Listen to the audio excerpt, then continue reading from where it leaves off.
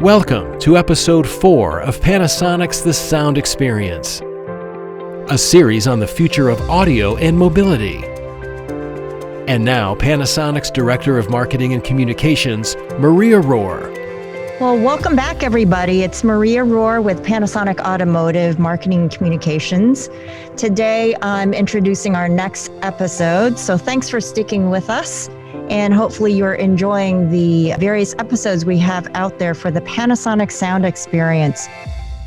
Today, I am actually joined by a few more of our experts within Panasonic. We have with us Bob Munson and Catherine Freund from our program management and engineering team. And Bob is a rightful engineer in his own background. So let me give you a bit of a chance to introduce yourself. Bob, please.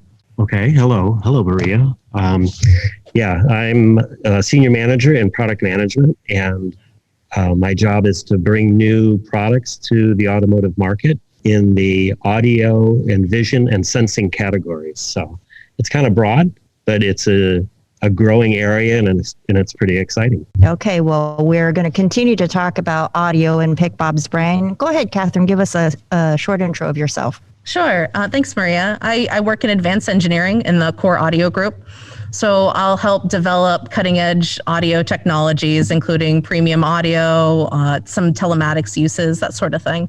Work towards demos with customers and just giving everyone a great audio experience. Excellent. You can tell she works in audio. She has a voice for audio. What we want to do is we've already put out episodes that talked about all the various innovations that Panasonic has going on, all the ones that we can talk about publicly anyway, that is. And so Andrew Poliak and two of our engineers were there talking about that. And then we also talked to a couple of folks in our premium audio space about immersive sound, as we're talking about our proof of concept vehicle bringing Klipsch and Dolby together so that we can surround people with dimensional immersive sound. So I really want to get in deep on the combination of those things and really talk about the direction of sound. Let me just ask you both a question. Does sound have a direction, Bob? Not naturally, except where you focus it. Yeah, and it can spread. It's not that different than light or other things. So the trick, as in with light, is how do you manage it? And everybody knows polarized sunglasses. And we use lots of different things to control sound in our everyday life. There's insulation and padding and walls and doors that we have to control sound. But those aren't very technical and they're not very focused. They're just kind of, how do I say it? They're kind of a clumsy way if you're going to just manage sound. Mm-hmm. But they do the job and we're used to it. Yes. Let me ask you the same question, Catherine. Does sound have a direction? Yeah, so going off of what Bob said, sound tends to be like an afterthought in a lot of our society. We're very visually driven, so we focus on what is aesthetically pleasing, what looks good, what looks bad, and managing that. And so a lot of facets of noise control and environment noise control, it kind of is an afterthought. So you go in after the fact, after a building's already been designed, and how can you manage the soundscape of what you have left? And I definitely think sound can be directed, but historically it's just been not our society's priority. So we're trying to change how people think about it and making it forefront and the focus in order to overhaul that. Mm-hmm, mm-hmm. You mentioned something very interesting, which is sometimes it's an afterthought. And in past episodes, we've talked about the fact that the world can be noisy, right? There's a lot of ambient organic noise, man-made noise that's out there. And some of that noise can be quite disturbing. Some of it can be quite joyful in that you're enjoying the music, right? Perhaps a concert. But when we look at the world of noise, let's just kind of start a little bit bigger picture at this point. What are some of the user pain points when we're talking about what we're trying to combat or direct here? So, Catherine, let me go back to you. What are some of the user pain points when we're talking about what's out there before we even talk about directing sound?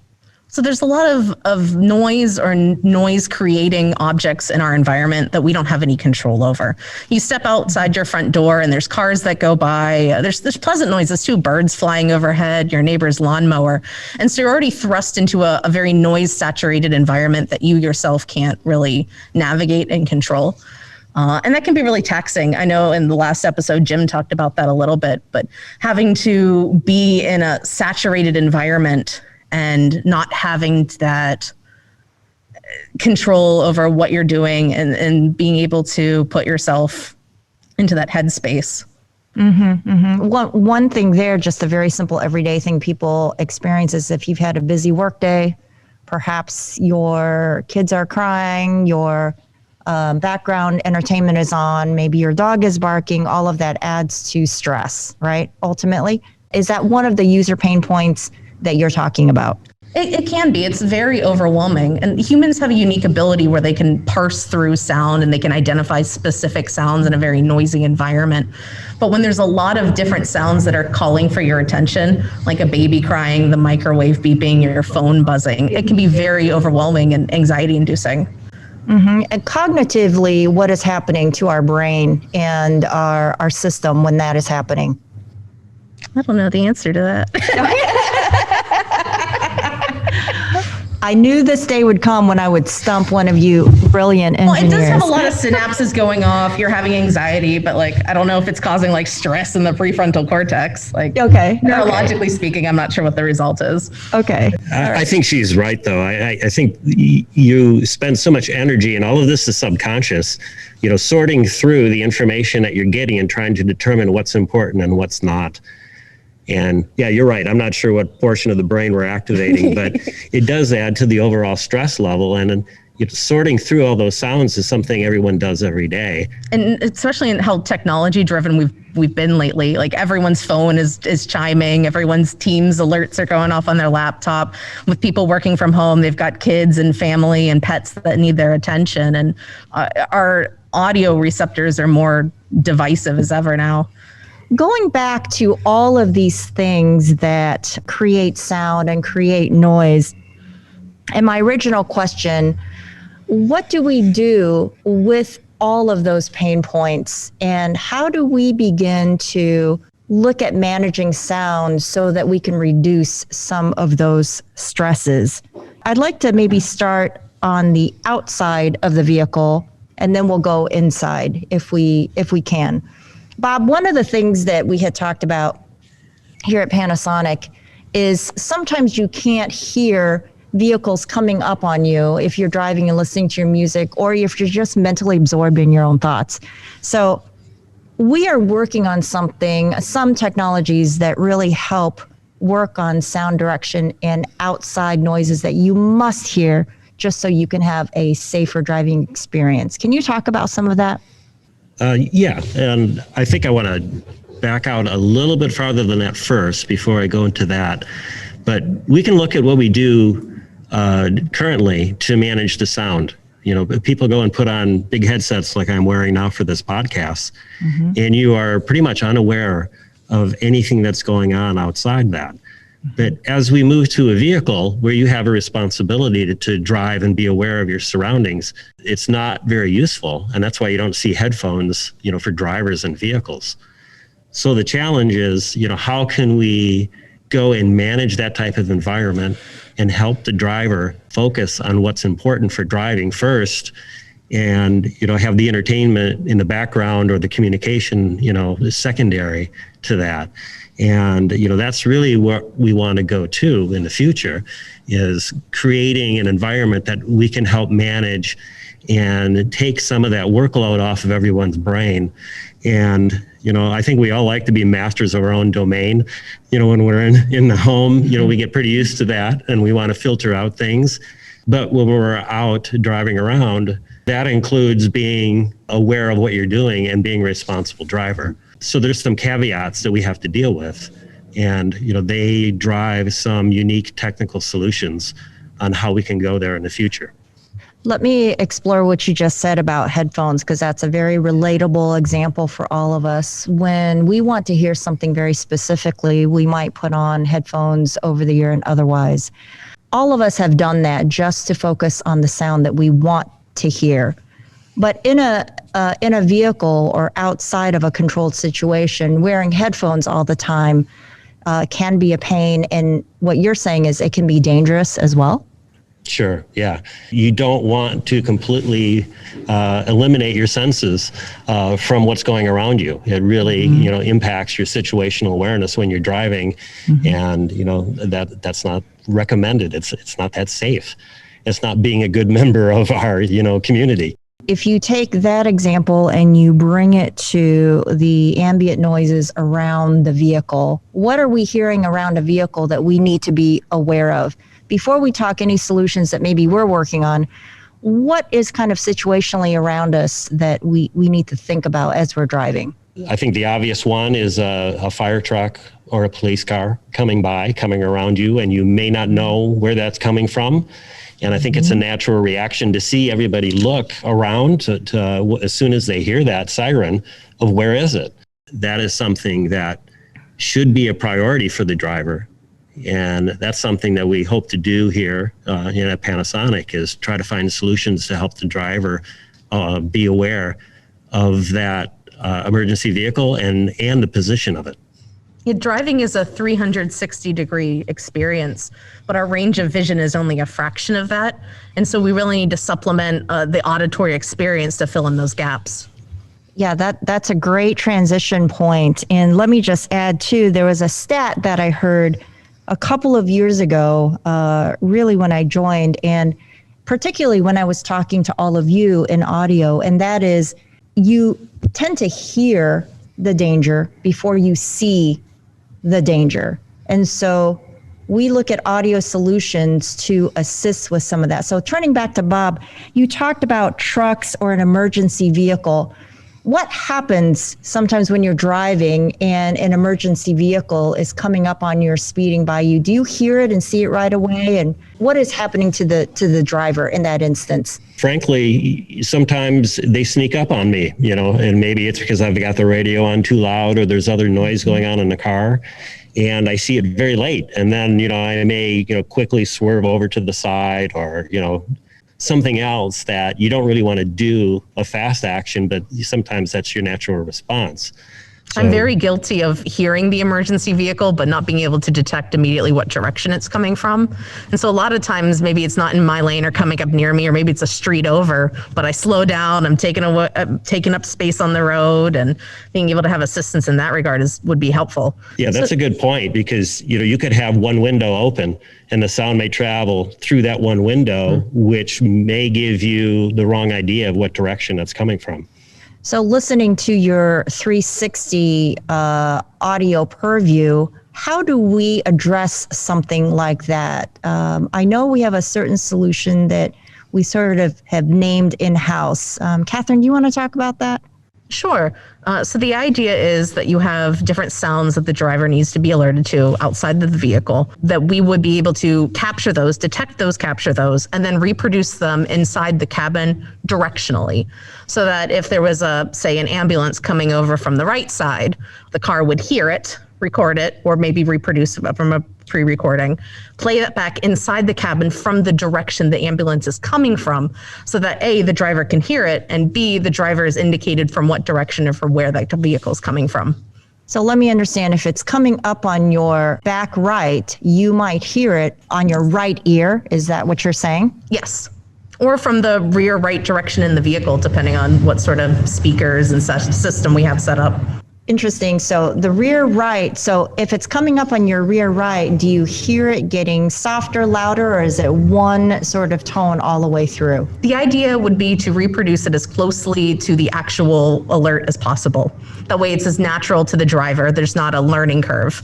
You're saying that the sound moves with the vehicle, so you're hearing it more faint as it's coming up on you on the right, and then it gets louder and louder and then gets more faint as it moves past you. Is that correct? Yeah, so we want to try to reproduce it as closely as if it was the actual emergency vehicle, right? So if you're standing out on a street curb and an emergency vehicle comes by, as it approaches you, it gets louder. You're going to have like a slight Doppler effect. And as the car leaves, it gets fainter and off in the distance, as well as moving on the directional plane. So taking that inside the cabin, of course, being aware of the distance between that vehicle and your vehicle. As it approaches, it gets louder. As it heads off, it gets softer. And then giving those directional cues for the relationship between your vehicle and theirs. Oh, that's fantastic. What do you call that? At Panasonic, we call it enhanced audio landscape. Ah, that's wonderful. Does that speak to the 360 that you're talking about, that you can hear from anywhere, but you're enhancing the landscape as if you were standing outside your vehicle? Yes. Wonderful. Turning back to Bob a little bit, speaking about that, we have lots of blind spots, both visual blind spots, which we might handle with optics and cameras, as well as audio blind spots. Can you talk about beyond emergency vehicles, which is a big one, what are other audio blind spots we have? A lot of them are caused by, environmental noises that are going on outside the vehicle, which we already talked about, but it could also be inside the vehicle. It could be, kids crying in the back. It could be a phone call. It could be playing your music too loud, like I'm frequently guilty of. So those things can also create a blind spot by, basically throwing a sound curtain over something that you may really need to know about. Mm-hmm. What's a sound curtain? Well, just something to kind of, mask something that's important. If you imagine you're at a concert and your friend next to you is trying to get your attention and they're yelling and screaming, but you can't hear them over the rock and roll, that's an effective audio masking. And the same thing happens every day. If someone says something and you miss it because something else is too loud, or if the frequency range of two similar audios are overlapping, then it's harder to discern between the two sounds. That's interesting. Anything else on the outside of the vehicle that we need to be aware of where audio plays a very significant role? Last time we talked about electric vehicles. So finding a way to both with the vehicle, and some of it is regulatory, I understand, make sure that the electric vehicle stands out. What are some of the innovations there? So there are some innovations in sound creation that have arisen from the fact that electric vehicles are so quiet. There's a concern out there that people may not hear a vehicle coming, especially if you're blind, and then, that's your primary sense is hearing when you're trying to travel. So, that is another area where you can create a sound that can warn the people that something is there. And that's something else that's emerging. All of these things, I think, if I talk to Andrew Poliak, our Chief Technical Officer at Panasonic Automotive, he could call some of these comfort ADAS. Let's move inside the vehicle a little bit and talk about what's inside. When you're inside a vehicle, you really want to rest and get restored, enjoy, and maybe get some work done and have a little bit of productivity. So what are some of the pain points inside a vehicle, Catherine, that we should be thinking about relative to ultimately creating directional sound? So something that a lot of consumers don't realize is when you're in the car and it's going 70 miles an hour down the highway or whatever, it's very loud. And when we as drivers, we start driving, we start slow, we put the car into drive and ramp up and then we speed up. And so it's a gradual increase in noise as we go along. But once you're hit that velocity, it's very loud.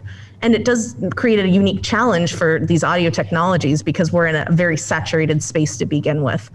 There's been times where we've done testing or we've done demos where we've reproduced background noise based off of data we've collected in the car.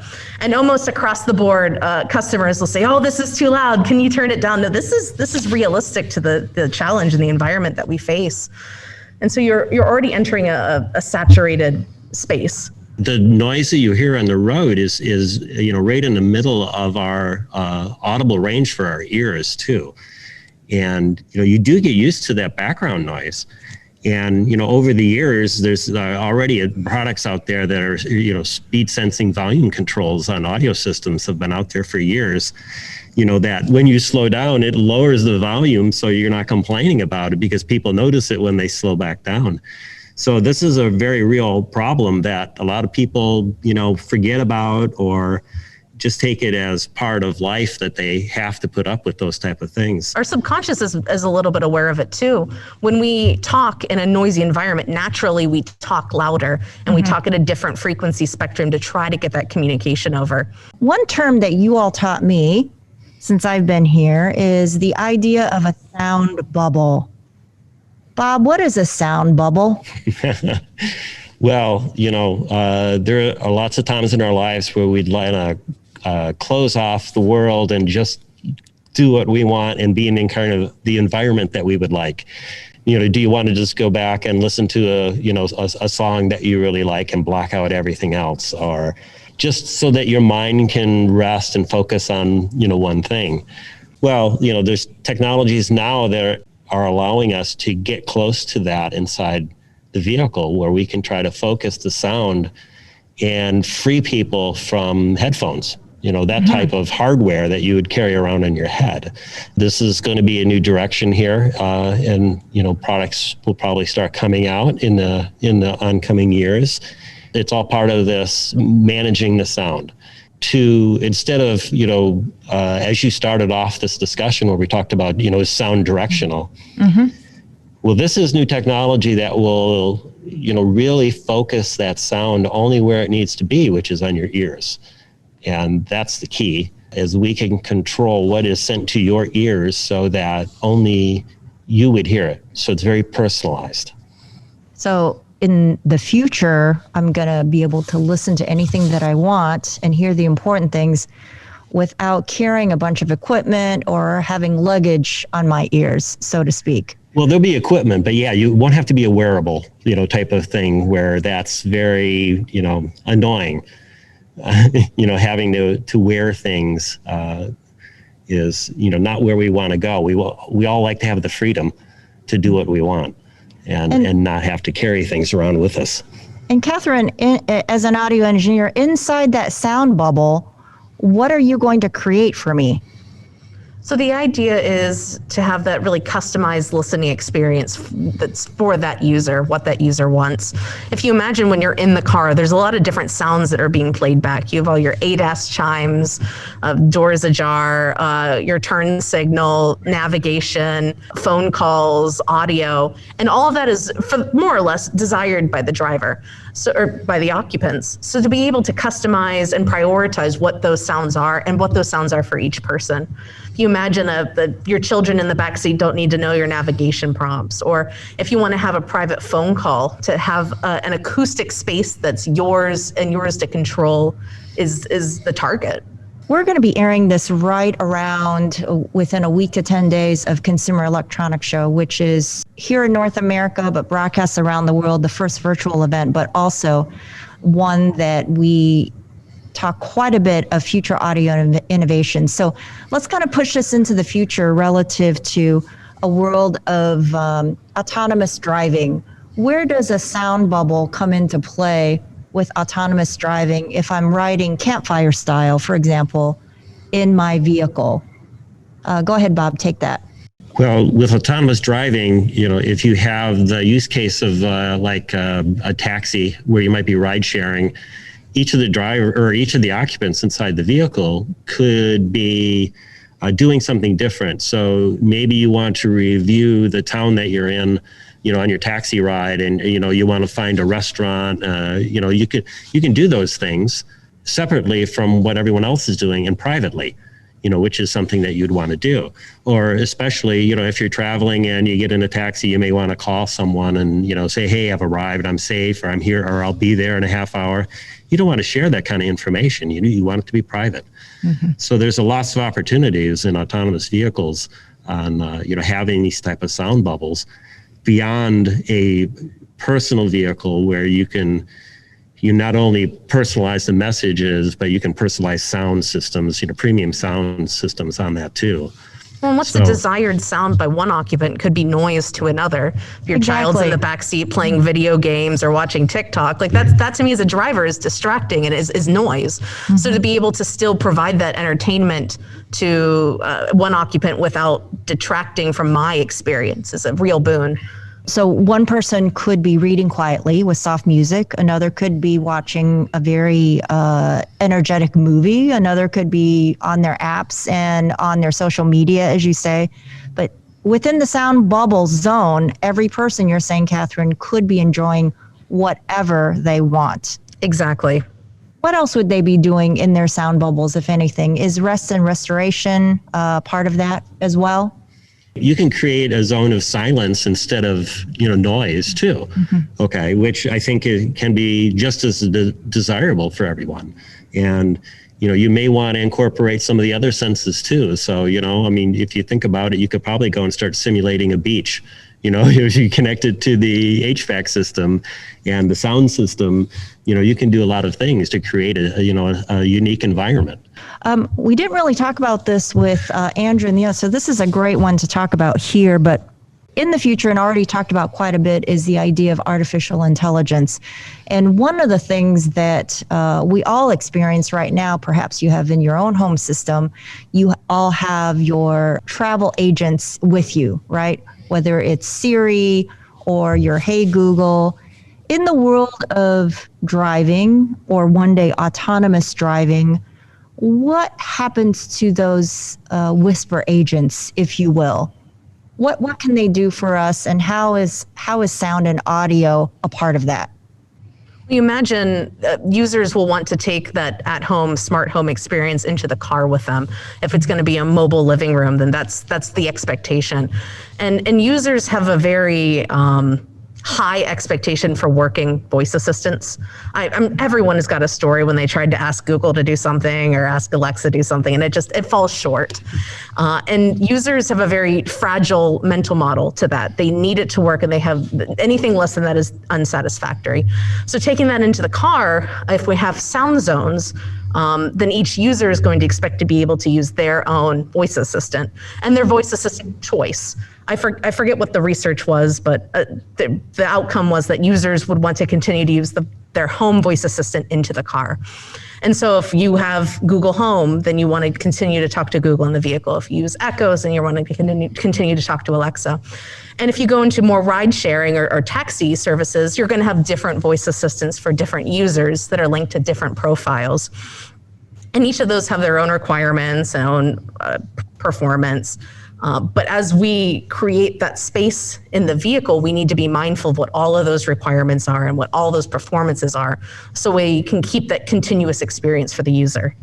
Yeah, that's a real good point on the voice assistants with the AI. They're going to become more and more personalized, and you're going to probably adopt one to yourself, and you're going to want that to go seamlessly from whatever environment you're in to the next one. And so I think that's a great example. I use Google at home, and I try to use it on my app or on my phone when I'm driving, and it just falls short because it's not designed for that environment. And I'm sure there's other users that are trying. There's a few, I think, Echo devices out there for Automotive as well, and it's a struggle to get to that point for what the user's expecting. That's very interesting. I agree with you. If I have my one favorite agent, and I do, I would like that one to travel with me as the most trusted one. Let's go ahead and wrap. As you look at the future of audio, where do you think we need to head? It could be something we're working on, but it could just be a thought that we think we need to pursue. But where do you think audio is headed? Because there's so many great things relative to the audio space that is really sort of changing the way we live and drive these days. Catherine, you want to start with that? The world is very loud, and I think it's louder than people realize. And as we've developed as a society, kind of talked earlier, and we've developed our urban areas, it's only gotten louder. And as you get buildings and cities and cars and people and sound reflecting off of everything, it's really harmful to our mental health. It's really harmful to our hearing. And when your hearing goes, it doesn't come back. And so I think if we really want to go forward and take it to the next step, we need to be conscious of that in the vehicle. I love that EVs are getting quieter. I know that a lot of car enthusiasts are disappointed by it, but I love the idea that we can finally attenuate some of this environment noise that we've created. And I think that in order to do our due diligence, we really need to be mindful of that for the consumer in the vehicle. I love what you just said, and the caution that once we lose our hearing, we don't get it back. Bob, how do you want to end this? Where do you see the future of audio headed? The future is bright for sound management, and control, to help control an environment. And I think that will get bigger, and I think it will emerge with other environments that we create, whether it's a visual environment or whatever kind of sensory environments we want to create. I think that will grow in the future, and I think it will help everyone's well-being. And we'll all be a lot happier. And I think the ability to control sound is going to bring a resurgence of, the premium audio. I've heard a lot of complaints in recent years about how when we listen to digital audio, it's really flat and, it's very ordinary compared to when I grew up, with a large component stereo system blaring, which I still have, where you could experience the music. We've kind of lost that, and I think we're going to regain that. Thank you for that. And thank you for the reminder, Bob, that previous to this episode, we actually have 2 episodes on premium audio. Thank you, Bob. Thank you, Catherine. I'm always excited when our crack staff can teach me something, and that is a daily process. So please join us for the next episode of the Panasonic Sound Experience. Thank you so much. The Sound Experience, available on all of your favorite podcast platforms. For more information on the Mudhouse Media Podcast Network, go to mudhousemedia.com.